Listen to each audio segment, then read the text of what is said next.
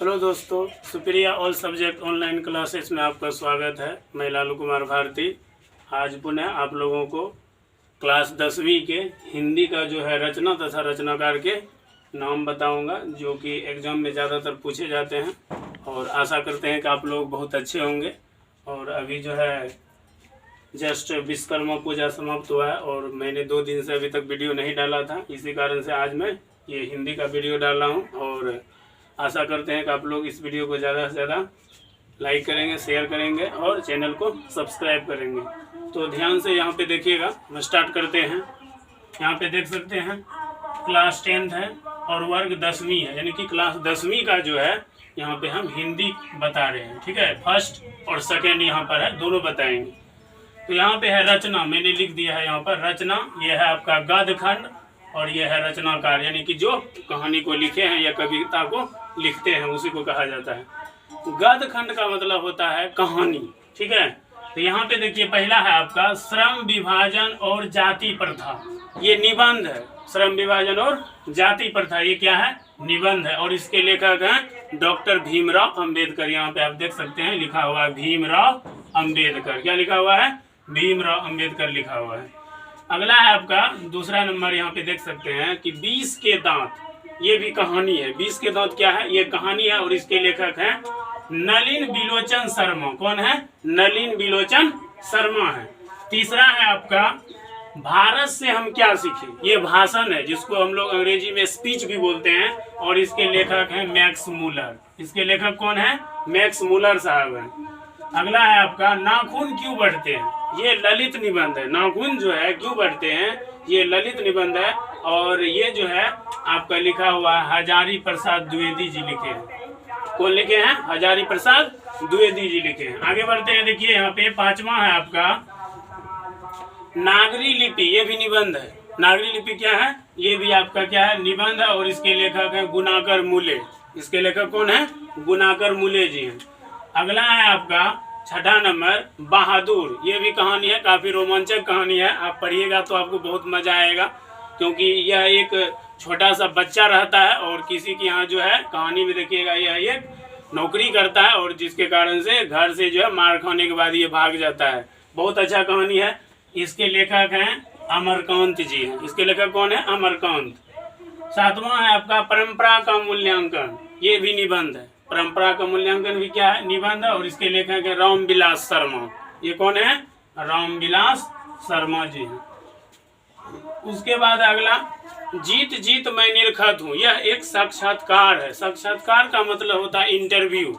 जब हम कहीं पे इंटरव्यू देते हैं तो उसी को कहा जाता है साक्षात्कार। और इसके लेखक हैं पंडित बिरजू महाराज। इसके लेखक कौन है? पंडित बिरजू महाराज हैं। अगला है आपका आवनियो। आवनियो जो है यह एक ललित रचना है और ये जो है अशोक वाजपेयी जी लिखे हैं। इसके लेखक कौन है? अशोक वाजपेयी। अगला है आपका मछली। मछली जो है इस कहानी के लेखक हैं, कहानी है मछली जो है एक कहानी है और इसके लेखक हैं विनोद कुमार शुक्ल। इसके लेखक कौन है? विनोद कुमार शुक्ल हैं। अगला है आपका नौबत खाने में इबादत। नौबत खाने में इबादत जो है ये व्यक्ति चित्र है, यानी कि एक व्यक्तित्व के बारे में बताया गया है, किसी व्यक्ति के जो है कैरेक्टर के बारे में बताया गया है। तो इसका जो है सही है यतीन्द्र मिश्र। इसके लेखक कौन है? यतीन्द्र मिश्र। अगला है आपका गद्य खंड का अंतिम जो है वो है शिक्षा और संस्कृति। ये जो है शिक्षा शास्त्र है, क्योंकि शिक्षा से संबंधित है तो ये शिक्षा शास्त्र होगा और इसके लेखक हैं महात्मा गांधी। इसके लेखक कौन है? महात्मा गांधी। अब आगे बढ़ते हैं, काव्य खंड में हम लोग बढ़ते हैं। काव्य खंड में है पहला नंबर राम बिना बिरथे जग जन्मा। इसका हुआ गुरु नानक जी लिखे हैं। ये बात को जो है ये जो कविता है इसको लिखे हैं गुरु नानक जी। प्रेम आईनी श्री राधिका, ये रसखान है। ये कौन है? रसखान जी लिखे हैं। अति सुधो स्नेह को मार्ग है, घनानंद लिखे हैं। स्वदेशी प्रेमघन लिखे हैं। ठीक है, ये जो है स्वदेशी कौन लिखे हैं? प्रेमघन लिखे हैं। भारत माता, ये जो देखिए भारत माता सुमित्रानंदन पंत, जिसको प्रकृति का सुकुमार कवि भी कहा जाता है। सुमित्रानंदन पंत को प्रकृति का सुकुमार कवि कहा जाता है। ये लिखे हैं भारत माता। अगला है आपका जनतंत्र का जन्म। ये जो है रामधारी सिंह दिनकर, जिसको राष्ट्र कवि भी कहा जाता है। रामधारी सिंह दिनकर लिखे हैं जनतंत्र का जन्म। अगला है आपका 8वां सॉरी 7वां है हिरोशिमा।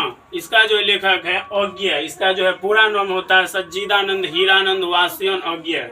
ठीक है, ये हिरोशिमा के जो बमबारी हुआ है उसी पर आधारित जो है कविता लिखा है, नागासाकी के बारे में बताया है। अगला है आपका 8वां, एक वृक्ष की हत्या। ये जो है कुंवर नारायण जी लिखे हैं कि वृक्ष को बचाना है, किस तरह से एक वृक्ष जो है बूढ़ा जो है मतलब चौकीदार की तरह खड़ा रहता है, एक वृक्ष के बारे में बताया है। अगला है आपका हमारी नींद, वीरेंद्र डंगवाल, यानी कि इसमें जो है हमारी नींद के लेखक कौन है, वीरेंद्र डंगवाल जी हैं। अगला है आपका अक्षर ज्ञान। अक्षर ज्ञान जो है अनामिका जी लिखे हैं। अक्षर ज्ञान कौन लिखे हैं, अनामिका। इसमें जो है एक बच्चे इस तरह से अपने मतलब को लिखने में कठिनाई होती है, अंगों को लिखने में कठिनाई, इस कविता में आप इसको पढ़ेंगे। अगला है आपका लौट कर आऊँगा फिर, जीवनानंद दास। ये जो है कवि जो है इसमें बताते हैं कि किस तरह से उसको अपने मातृभूमि से प्रेम है। और अंतिम है आपका मेरे बिना तुम प्रभु, रेनर मारिया रिल्के।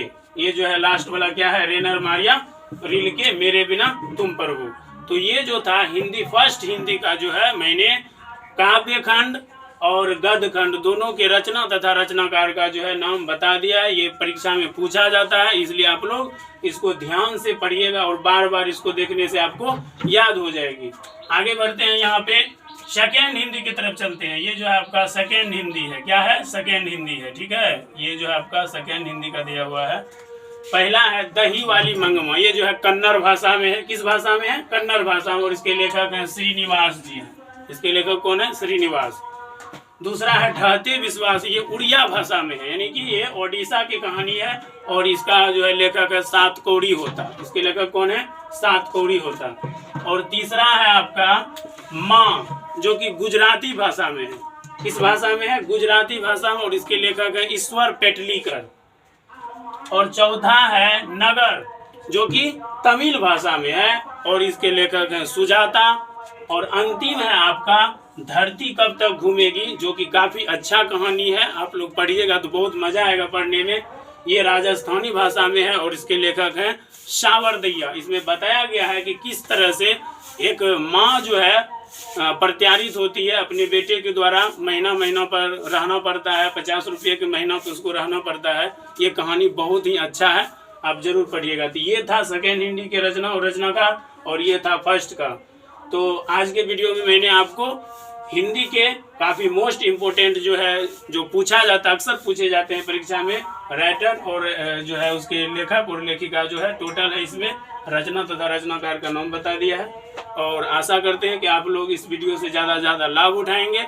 बस आज के वीडियो में बस यहीं तक। बहुत बहुत धन्यवाद।